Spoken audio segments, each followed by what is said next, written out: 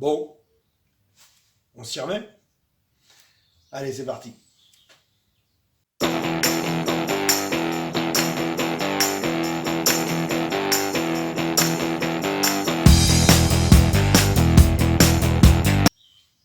Salut les gens. Bon, ça me fait plaisir de vous retrouver après petite période d'absence. Je vous expliquerai éventuellement pourquoi plus tard, hein, les aléas de la vie, je dirais. Donc, on se retrouve aujourd'hui sur le bandit comme prévu. Là, l'idée va être de remonter la face avant, quand même. Comme je vous ai expliqué lors de la précédente vidéo, donc c'est un bandit S. L'idée là c'est de le remonter en N. Donc le S c'est la version carénée. Et puis là c'est de le monter avec la version juste le phare rond. Donc cette fois j'ai retrouvé les pièces d'origine contrairement aux 600 bandits noirs. Je vous mettrai peut-être le lien en vidéo. Contrairement aux 600 bandits noirs que j'avais monté en N là pour revendre, où j'avais pas réussi à trouver de pièces d'origine et du coup j'avais monté un phare LED qui était pas. Voilà. Là j'ai galéré mais j'ai réussi à trouver les pièces d'origine. Donc un phare d'origine, des supports d'origine. J'ai un T, un nouveau T de fourche supérieur parce qu'en fait, autant sur les premières générations, c'était assez facile de monter un S en N. Et il y avait juste à modifier le phare et un petit peu le faisceau électrique. Là, sur ceux-là, là, c'est un petit peu plus compliqué. Il faut changer un paquet de pièces. Donc, j'ai retrouvé les petits caches qui vont ici, là, les espèces de petits caches en triangle. Faut ça. Il faut un T de fourche supérieur parce qu'en fait, sur le S, il n'y a pas les supports de compteur puisque le compteur est fixé sur le carénage. Donc il m'a fallu un T de fourche, il m'a fallu le support de compteur, il m'a fallu le fond du compteur, parce que entre la version N et la version S, c'est pas le même fond. Donc le fond de compteur, je ne sais pas si vous voyez bien, le fond de compteur là, ils sont complètement fermés, alors que sur le S, en fait, c'est des demi-fonds de compteur. Donc voilà.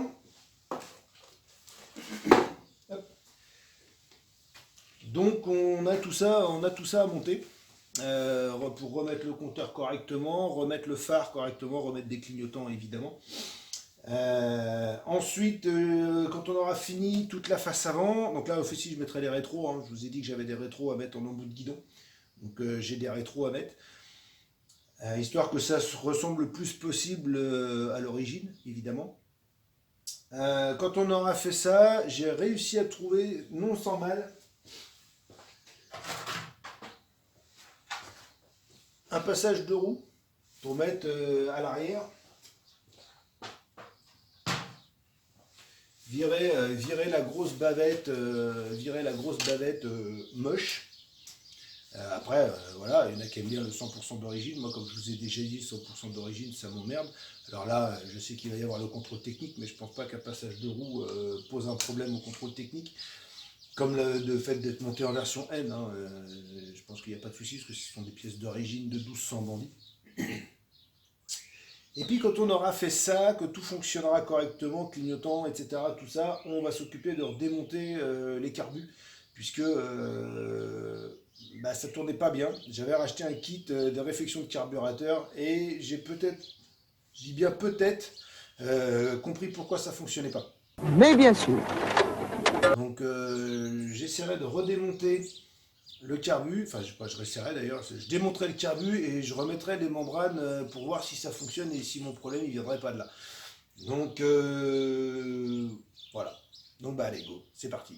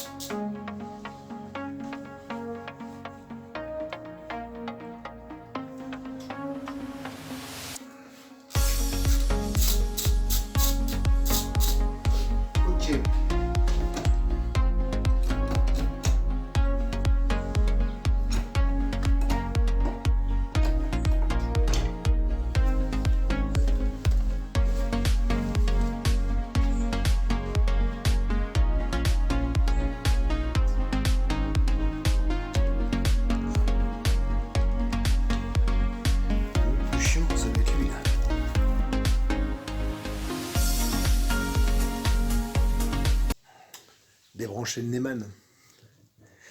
Alors lui, ça va être le plus chiant parce que c'est des écrous qui se cassent quand on les serre.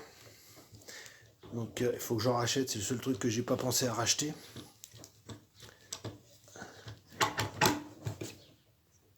Voilà. Alors souvent on peut les démonter. Là je sais pas si vous allez voir, c'est une espèce de Torx avec un point au milieu. Il me semble que j'ai ça qui traîne quelque part. Je devrais pouvoir les démonter. Alors soit je pourrais les réutiliser avec un peu de frein à filet, soit il faudra que j'achète des vis.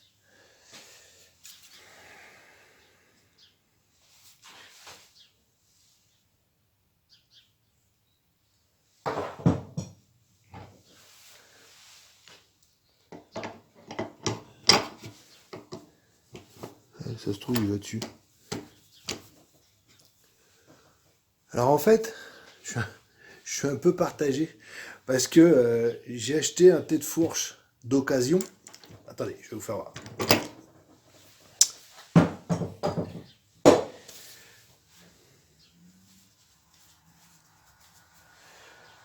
J'ai acheté un thé de fourche d'occasion. Pardon, on va laisser la voiture passer. J'ai acheté un thé de fourche d'occasion et dans un garage hein, sur internet. Et évidemment, j'ai posé la question d'être sûr que ce soit un bandit phase 2. Oui, oui, oui, oui, oui, oui, oui, oui, oui. Sauf que c'est un bandit phase 1 qu'ils vont envoyer. Donc le souci que j'ai, c'est que le support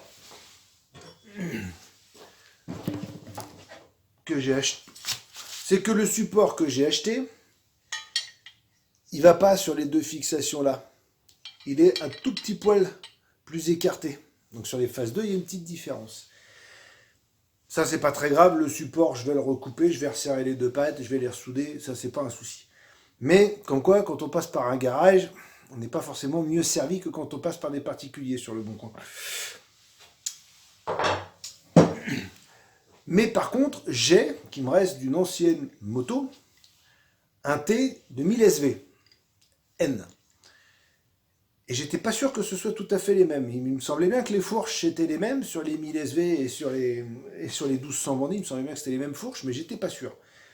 Et en fait, alors j'ai le même problème de fixation. Elles sont pas tout à fait au bon endroit.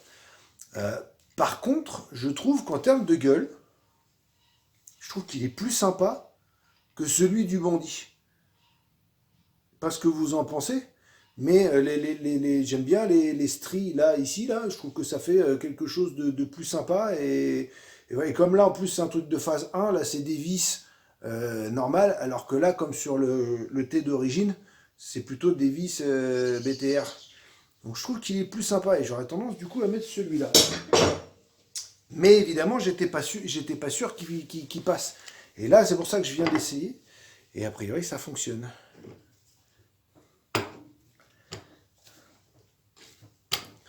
Ah, va falloir que je vous laisse. Et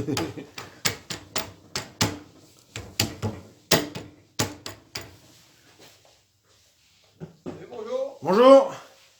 Toujours dans la mécanique. Ah, toujours un peu.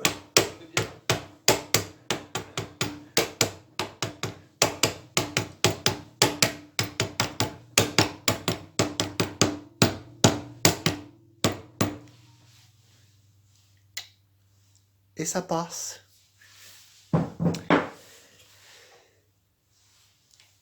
Et donc, je pense que en fait, je vais garder le. Alors, je vais évidemment le nettoyer et tout machin, mais je trouve que je vous fais voir. Hop, il a un look plus sympa, je trouve. Il a un look plus sympa. Donc, je pense que je vais partir là-dessus.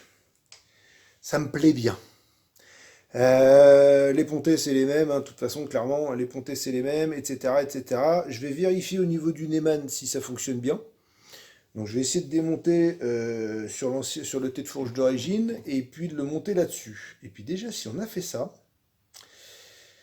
après il va falloir que je modifie le support de compteur pour qu'il rentre dessus. Donc il va falloir que je le coupe, que je le ressoude et et que je le repeigne. Et avant de remettre le tête de fourche aussi, il va falloir que je pose les supports de phare, parce que sinon je vais être un petit peu comme un con à un moment donné.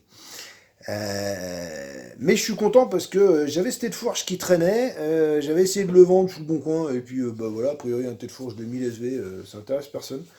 Je vendrais plus facilement un tête de fourche de bandit qu'un tête de fourche de 1000 SV à mon avis, parce qu'il y en a eu plus. Et puis comme ça, moi je vais me garder le tête de fourche là. Donc bah allez, on démonte le support, le Neyman. Donc j'ai ressorti le tête de fourche, donc je vous fais voir en fait le problème. Et j'avais le même problème sur l'autre tête de fourche. Vous voyez, c'est que mes trous là sont pas tout à fait au bon endroit. Essayez de vous faire voir, mais ça n'a pas été évident. Si Jean-Claude veut bien faire le point. Donc c'est censé se fixer sur les deux points ici. Et j'ai le même problème sur l'autre tête de fourche. Et en fait, vous voyez, je suis un tout petit poil trop large. C'est-à-dire quand je suis bon là je suis plus bon, etc. etc.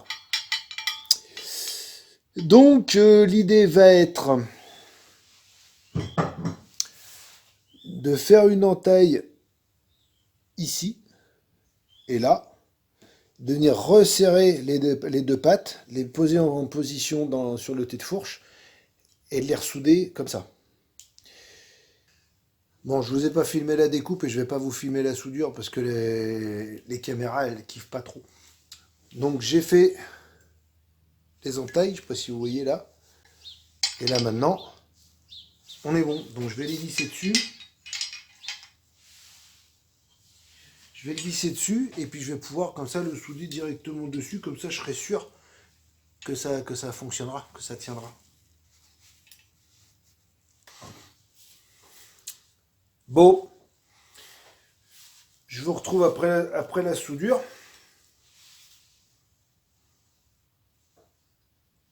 Donc il reste un petit coup de peinture à faire évidemment. Alors on voit derrière, j'ai laissé un petit peu de matière derrière de soudure parce que ça se voit pas hein, une fois que ça va être mis en place comme ça. Mais je voulais au moins que le dessus ressemble relativement à l'origine. Donc il me reste à peaufiner un peu et puis à faire un coup de peinture.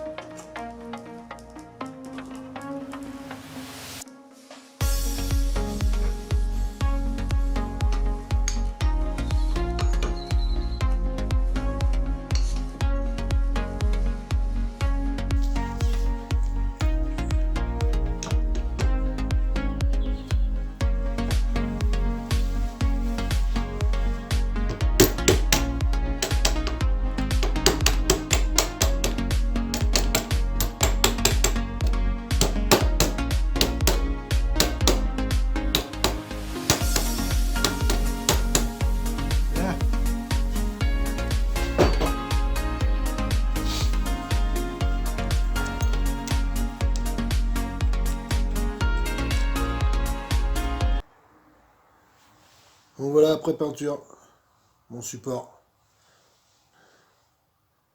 Donc on voit juste la petite soudure dessous, mais ça se verra plus. Donc il n'y a plus qu'à le mettre en place.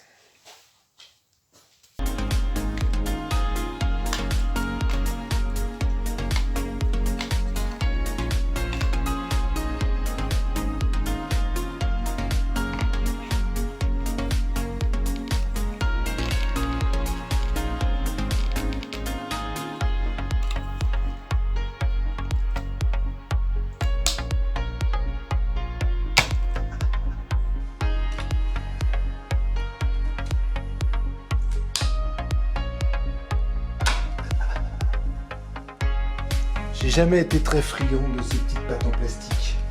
Ça n'a jamais été mon délire, ça. Hein. Là, de toute façon, on peut le remettre.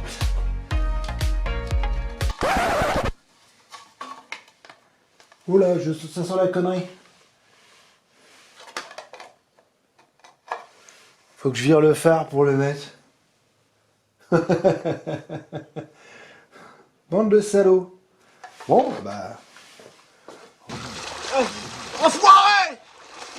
On va enlever le phare, hein.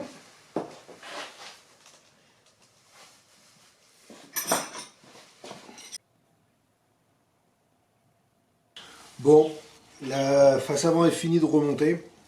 Alors je vous ai pas filmé les branchements de fil, hein, ça n'avait rien d'intéressant. Donc le phare fonctionne. Donc la veilleuse, feu de croisement, feu de route, les clignotants fonctionnent. Le seul truc qu'il faut que je fasse, c'est remplacer la centrale clignotante. Parce que comme c'est des clignotants qui normalement fonctionnent, voilà, c'est des clignotants à LED de toute façon, donc ça clignote trop vite.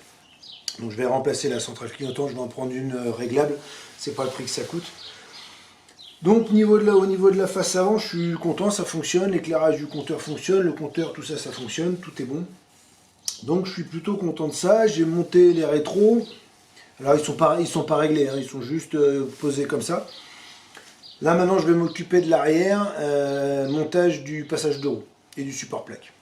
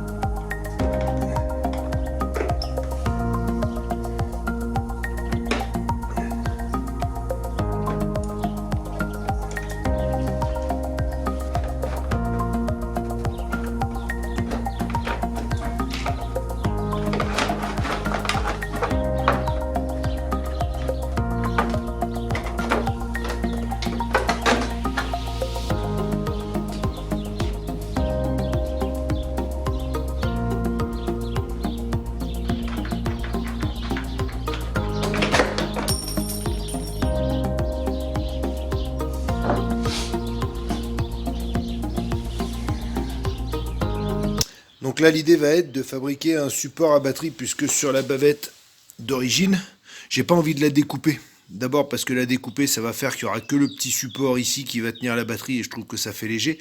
Et en plus voilà, ça m'emmerde de découper la bavette d'origine. Le passage de roue est suffisamment complet. Il manque juste le support à batterie ici. Donc en fait quand on le présente sur la moto,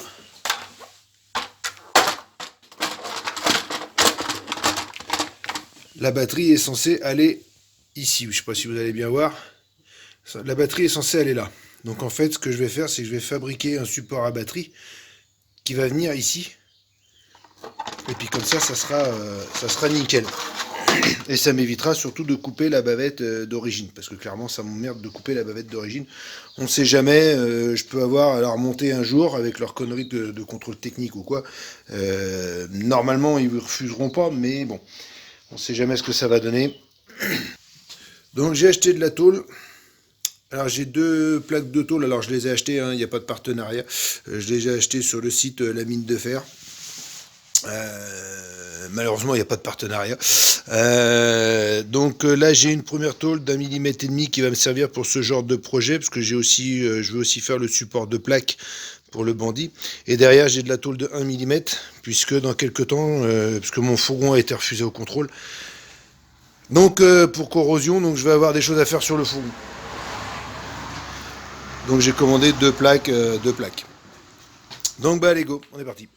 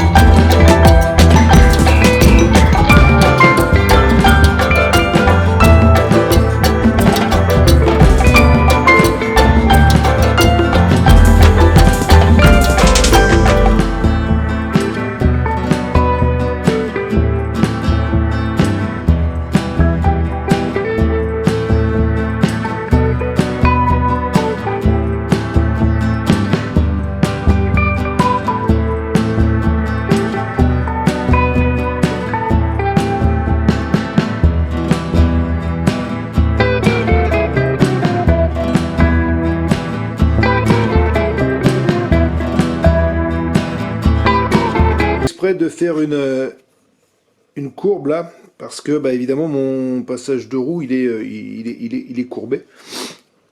Donc là, ça va être les supports de clignotants de chaque côté. Donc il me reste à souder les petites équerres, hein, toujours mon petit côté. Je fais un renfort pour renforcer ce qui est déjà largement assez costaud. Donc voilà, donc mes pièces sont terminées. Donc j'ai mon support plaque avec les clignotants en bout. Voilà.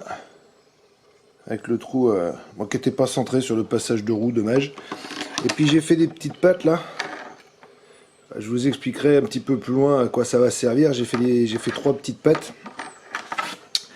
Donc ça c'est le support plaque. Donc je suis plutôt satisfait du résultat. Et mon support à batterie, mon bac à batterie. Alors la lumière est pas top ce matin. Donc avec les 3 trous pour pouvoir évacuer l'humidité, les pattes de fixation. Et là sur le dessus, et ça là, c'est les pattes. J'ai fait pour venir tenir la batterie en place. Donc là, bah, je vais poser ça, le passage de roue et puis le bac à batterie, brancher les clignotants et puis normalement on devrait être pas mal.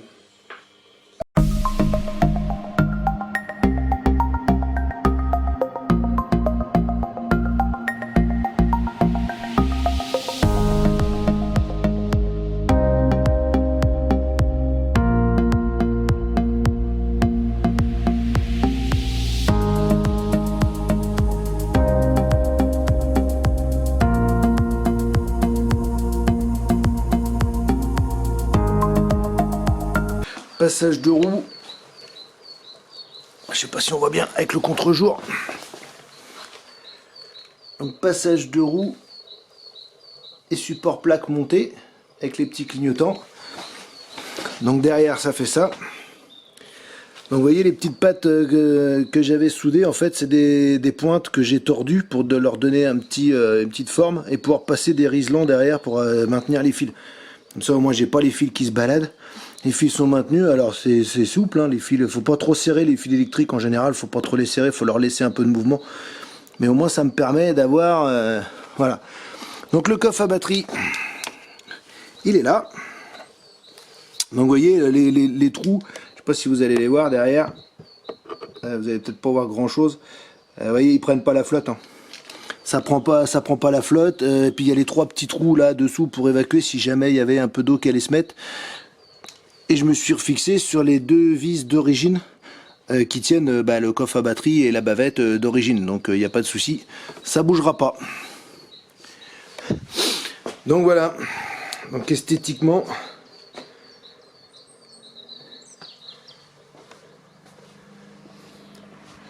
donc j'ai mis les mimes clignotants devant, évidemment.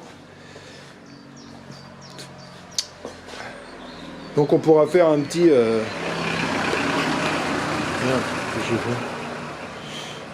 on pourra faire, je vous ferai un petit avant-après, je vous ferai voir les quelques images que j'ai. Donc je suis plutôt content, c'est plutôt sympa. Alors je vais vous faire voir les clignotants et puis je vais vous faire voir les... Alors en fait devant, ils font clignotant, il y a 3 fils, ils font clignotant. Et il y a un autre fil pour faire veilleuse. Donc moi je les ai pas branchés parce que j'aime pas, ça fait cake, enfin je trouve, voilà, donc moi j'aime pas. Par contre derrière, c'est pareil, normalement ils font donc clignotant et ils font feu rouge, veilleuse rouge. Sauf que moi je les ai branchés sur les stops. Parce que je trouve que comme ça au moins ça attire un peu plus l'attention. Donc je vais vous faire voir, je vais vous poser et puis je vais vous faire voir. Bon je vous pose là, faisez pas les cons, tombez pas.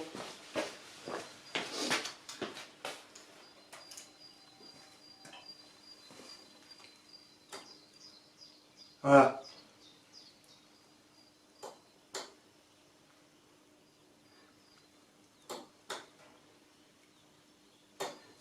Et après, quand on met le clignotant,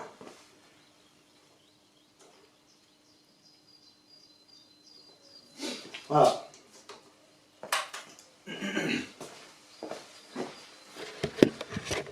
Donc certains vont me dire que ça fait cake, certains vont me dire que c'est gadget, peu importe. Moi je trouve que niveau sécurité ça permet, voilà, j'ai pas forcément envie de me faire rentrer dedans quand je freine, quand je veux tourner à gauche ou à droite, peu importe, ou quand j'arrive à un feu, ou voilà, j'ai pas envie de me faire rentrer dedans. Surtout par l'arrière, je suis pas forcément très fan, après chacun voit midi à sa porte, mais moi me faire rentrer dedans par l'arrière, je suis pas spécialement fan. Donc voilà. Là pour cette vidéo, ça va s'arrêter là. Niveau esthétique, c'est géré. Maintenant, on va gérer le moteur. Alors en fait, moi le moteur, il est déjà géré. Hein, mais je vous ferai une deuxième vidéo avec le moteur. Voilà. Donc bah allez.